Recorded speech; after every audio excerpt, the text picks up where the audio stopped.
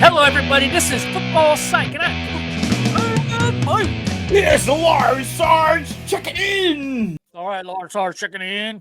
All right, we are continuing our series with predicting the NFL division standings and where we're at, and this is week 3, and today we are doing the AFC East. So today we're going to answer a few questions as we always do. We're going to see how the AFC East team standings changed in 2024. What are we looking for? We're going to talk about the biggest questions still surrounding each and every team in the AFC East, and we're going to talk about what we're excited about, what happened that's fun. All right, well, we're going to go over some NFL key dates here. So as you all know by now, by recording this, unless you're just living under a rock, the NFL schedule has been released, and so everybody's already trying to clamor to figure out what tickets they're going to buy and all that stuff. And so we're going to go over a little bit of week 1. Also, starting on Monday is a spring league meeting. And also, you guys know, OTAs are well underway. These guys are getting after it over the next couple of months, leading up to July, when training camps will start opening up. And when you see that part about franchise tag deadline, those are that blah, blah, blah. That is the time period that people who are on the franchise tag have to sign their contracts. All right. And then we go into preseason in August, and we will be right after it. Coach Mad Mike, you know I'm a fan. You know I'm a big fan, right? You're a big fan. What's a spring league meeting? What is that? So that's just when people get together and they just talk about like what's going on around the league. And we've already had the owners meeting where we talked about proposed rules changes and stuff like that. The spring league meeting is just it's not even that significant, really, I think, to go over. But it just talks about like how things are going to be constructed. Now that the season's out, it's just another meeting where the league offices come together and make sure things straighter for the season. League offices, owners and stuff. So, whoop. Got it. Cool. Well, let's kick it off here. So, week 1, regular season. Oh, boy. All right. So, there's a lot of really cool games coming up this one. The big one, kicking it off Thursday night, AFC Championship rematch. Who's going to win, Coach Mad Mike? I think it's Baltimore, man.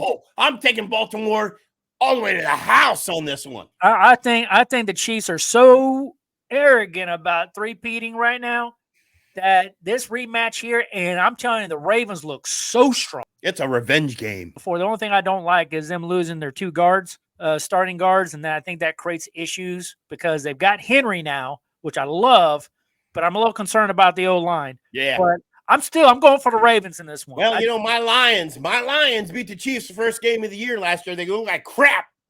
So I expect the same thing. The Chiefs come out weak and the Ravens to put their butts down.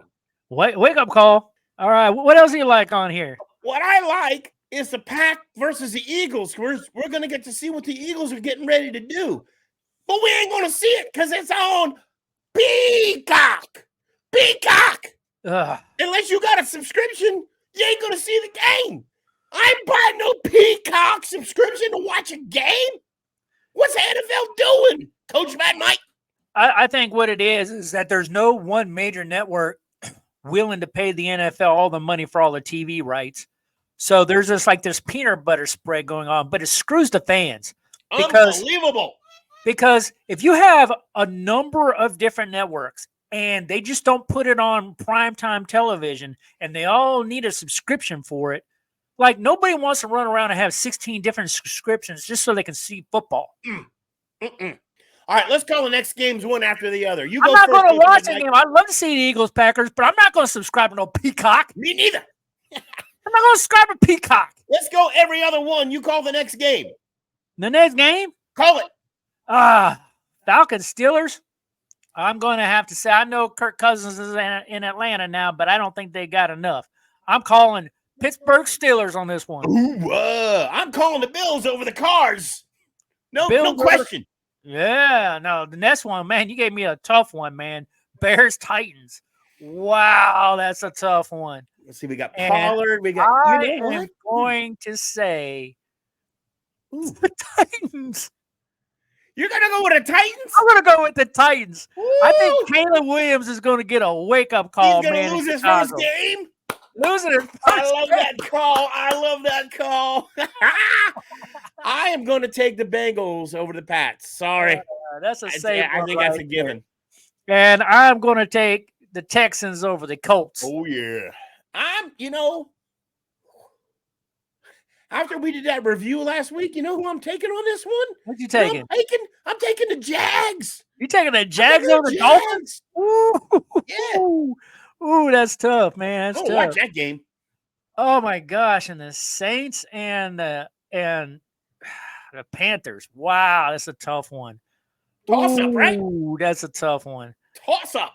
I'm going to say Saints. Yeah, but you got some Saints blood running in you. That's why. yeah. All right, next game: Giants versus the Vikings. I'm going to have to say the Vikings. I have no clue, but I don't think the Giants got a team at all. But okay. Ooh, and I got another tough one: Chargers and Raiders. Ooh, that's tough. I'm going to say Jim Harbaugh gets his debut win, and I'm going with the Chargers. I'm in agreement 100% with you. The Broncos in their golfer quarterback the golfer against the Seahawks. I wonder, are you going to go with a golfer or a football player? I'm going with the football player. Chargers. Excuse me, Seahawks. Yeah, I was going to say, I already called the Chargers on the game. Yeah, so you're going with Seahawks. It'll be very interesting to see if Sam Howell beats out Geno Smith there. All right, so as much as, oh my goodness, Cleveland Browns against the Dallas Cowboys. I'm going to call this as a major upset. Cleveland Browns, just because I'm going to go for their doghouse, man. Now, since you and the Pretty Little Lady are going to be at the game, you call the next one. Yeah, I'm going to be at the Washington-Tampa Bay game. We're going to Tampa, and I'm calling my Commanders. And we're all going to be singing Hell of Redskins, having just a blast. Just stay below the cannons, buddy. Stay below them cannons. Those cannons are fun, actually. All right, last game. First week, last game. Who am I going to pick as a rematch? Yeah, I think your whole background has a little clue on that one. Yeah, Stafford's got some revenge picking to do. I get it. But I'm going to take my Lions. I'm going to take my Lions. How come it took so long for you to get there on this one? I don't understand how it took you so long to get there. Because, the last game last year was close. It was close. It was not a walk away. All right. And Monday Night Football on ESPN is going to be 49ers versus Jets, and I'm going to say this is going to be a Purdy game. It's going to be a Purdy game. I'm going to call 49ers. Coach Mad Mike, this is the only one I'm going to disagree with you on. You could disagree with me. As long as Aaron Rodgers makes it through the first series, he might not last. With this new O-line, which we're about to go over, I am going to call the Jets upsetting San Francisco. He didn't last 5 minutes last year. He might not last 5 minutes this year. All right, let's get into the AFC East. All right, let's do this thing. So I'm starting it off with the Buffalo Bills. So, my goodness. When I look at this team and I look at the major subtractions that they have off this team, Gabe Davis at wide receiver, not really overly concerned about this for a number of reasons. Like, they went out and got Valdez-Scantling. Are you kidding me? From Kansas City. And you guys know I'm a Commanders, Redskins kind of guy, and we never tapped into the full potential of Curtis Samuel. I'm telling you. Right. With Josh Allen there, lighting up Curtis Samuel, that guy can make moves. That guy can play like, oh my goodness, you have no idea what kind of a secret weapon you have. They up their game, right? And then I've watched this kid out of Florida State because I live in Northwest Florida, and Keon Coleman is the real deal. Like, this team just got so much better offensively. Even without a first-round pick, you think even without a first-round pick, they got it. And, like, their biggest pre-draft need was safety, and they turned around and got Cole Bishop out of Utah, and that dude is a beast. Like, so when I look at this team, there's no holes. So you see my note in the bottom half. Post-draft, there's no holes on this team. This team just got so much better. Who they got for running back this year? It's a good question. I hate it when you ask me a question and I don't have it queued up. I forgot. I totally forgot who they got. Well, gosh, you can't ask me a question when I don't have it pulled up. But they have a running game. It's not just a passing game. They got a running game too. Man, you don't even know. You Yes, don't know I they have a do. running game. Yes, I do. You don't know because you don't even know who it is. I don't know who it is, but he's good. Yeah, right. You don't even know who it is, and how can you say he's good? Oh my goodness, man, you're a wrecking ball. But The those two running back targets is with James Valdez Cook. Scantling and Curtis Samuel, oh my Lord, that is going to be a really, running really back is tough James wide Cook. receiver core to handle. So James Cook is their running back. Cook, yeah, Cook, that's right. Yeah, he's good. Yeah, of course. You're going like, yeah, Cook. All right, so that's what we got for the Buffalo Bills. To me, in my opinion, what I'm excited about with this team is they just got so much better. And Kansas City Chiefs, you just better watch out, man, because I think this is the team in the AFC right now. Coach Man Mike, you think they're going to go deep in the playoffs this year? Deep? Yeah, I mean, you got to watch the Ravens and you got to watch the Chiefs, but like the Bills, I think, are the most complete team right now. Have to agree. All right. I decided to take the New York Jets challenge. That's why you were trying to disagree with me on that. Not exactly, but we all know Rodgers went down in the first 2 minutes last year. We never got to see the potential that was there. And the Jets' O-line sucked. I think the only worst O-line was the Redskins, the Commanders' O-line. So they did a complete flush, and I think they did a fantastic job replacing people that they lost. So marquee subtractions was Zach Wilson, but no one's crying the blues over that. He went to Denver. That's not even that marquee. That's not even marquee, man. Maybe he can watch the golf balls. Yeah, like how's that marquee? Quentin Jefferson was a huge loss on the defense, and Bryce Huff was a huge defensive end loss for the edge. Yeah, but they replaced them with Hassan Riddick. They got Leaky Photo from Arizona, who's great. They got Javon Kinlaw. And at quarterback, they got Tyrod Taylor, which they needed to have a backup. They got John Simpson from Baltimore, who's a monster. That's a big loss, like you were talking about with Baltimore. And they got a right tackle, Morgan Moses from Baltimore. So I think they picked up the best of Baltimore. I think this O-line is going to protect Rodgers. I think he's got a chance. I really do. And Fashanu out of Penn State in the first round. Draft picks look great, right? They built depth at offensive tackle. They didn't have any picks in round 2, but they got Malachi Corley as a wide receiver, another really good target for Rodgers.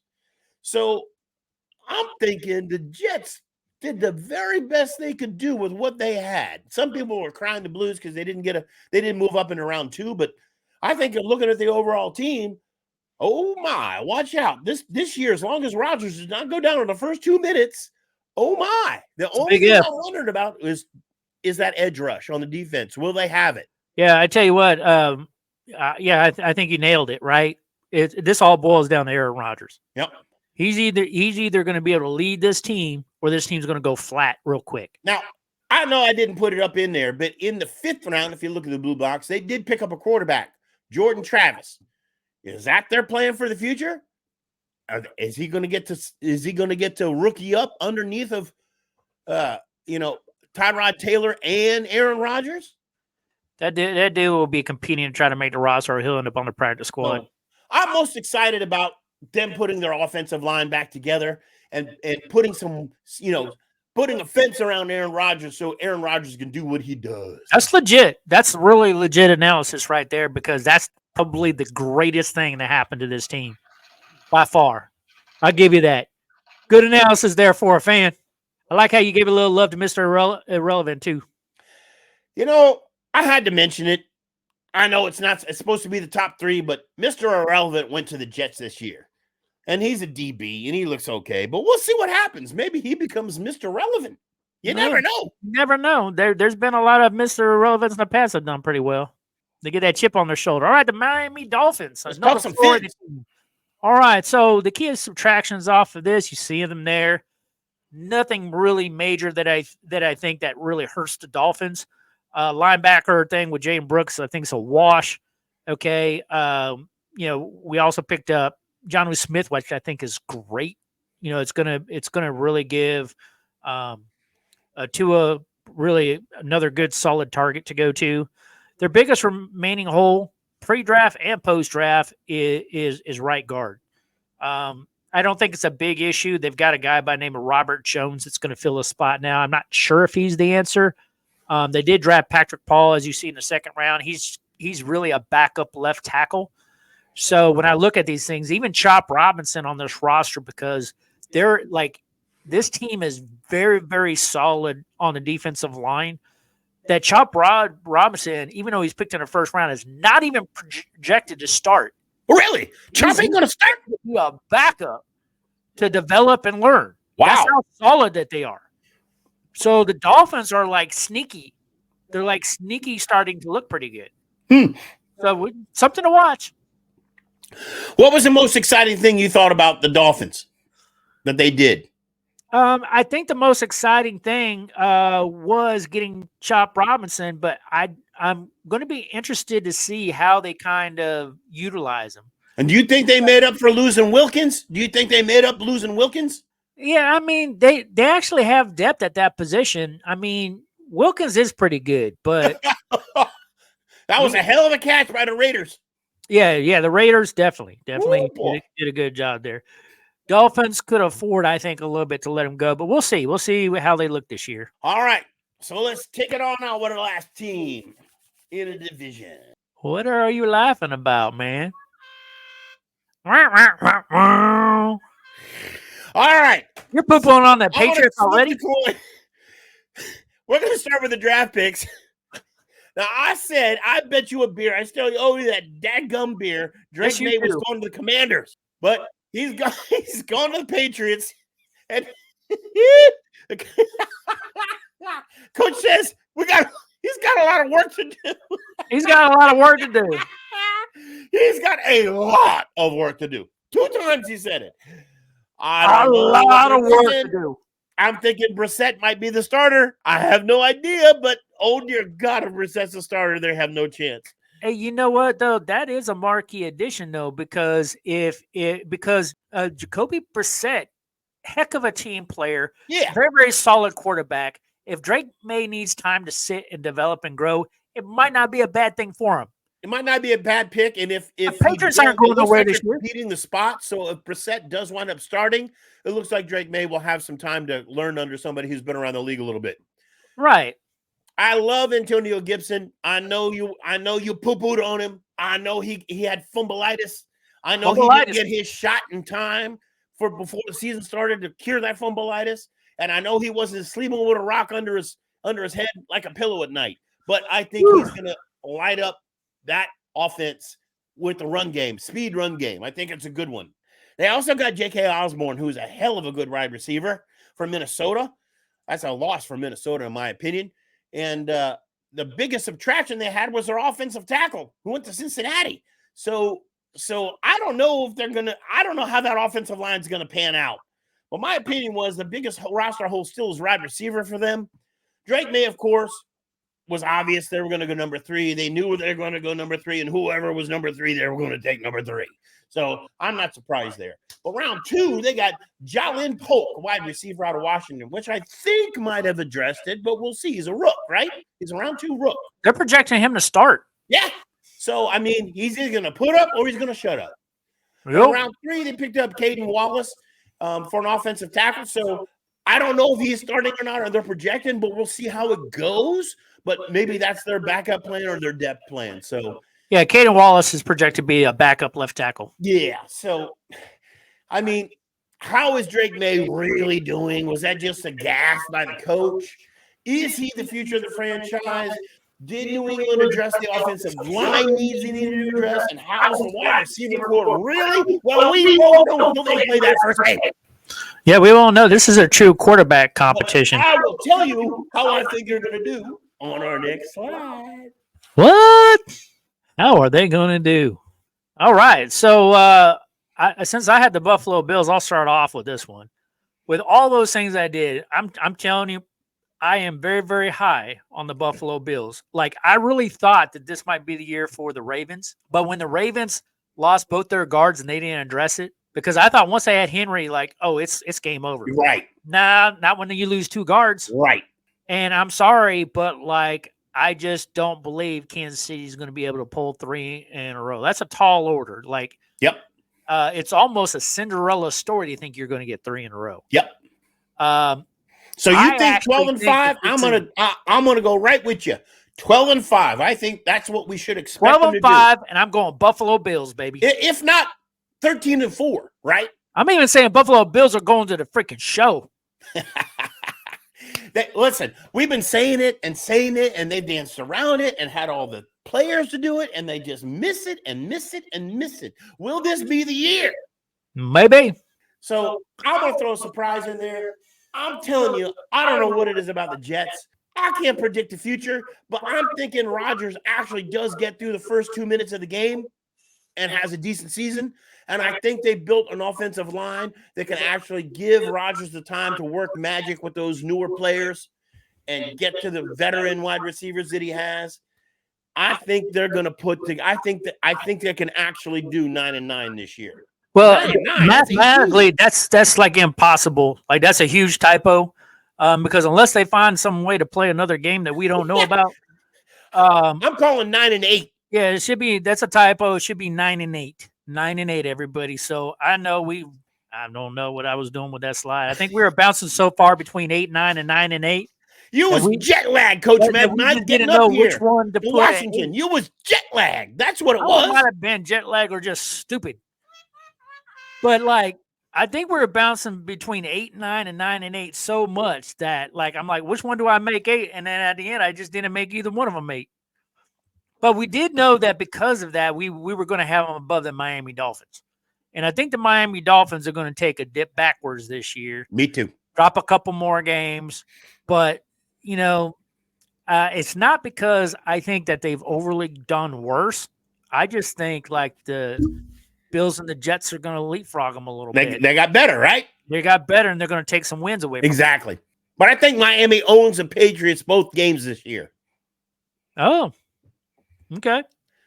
The Patriots pick up a couple games, I think. They made some moves to pick up a couple, but I don't think they have any idea who they are. I just don't think they know who they are yet. Nah, they're really rebuilding. It's going to take a couple years, I think. Yep. But I think they improved over last year. That's interesting. Very, very interesting. All right. So there you have it there, folks. We have an incredible show there for you tonight. I think there's a bunch of interesting stuff. Hey, if you like what you saw, put it in the comments. If you think we're absolutely nuts or we don't even know what we're talking about, put it in the comments. Because unless you put it in the comments, we just don't know. We don't know what you think. And we actually really care about what you think. You don't have to agree with us. We'll actually respond to your comments one way or the other. And we will tell you what we think. You tell us what you think. The whole community can tell you what they think. Everybody's got an opinion. We don't know until the game's actually played. Exactly. Any parting words there, Large Sarge? Just have a fantastic week and watch out for the Commanders edition on Monday. And next week, we will finish up the AFC by doing the AFC West. All right, this is Football Psyche. We're out of here. Peace.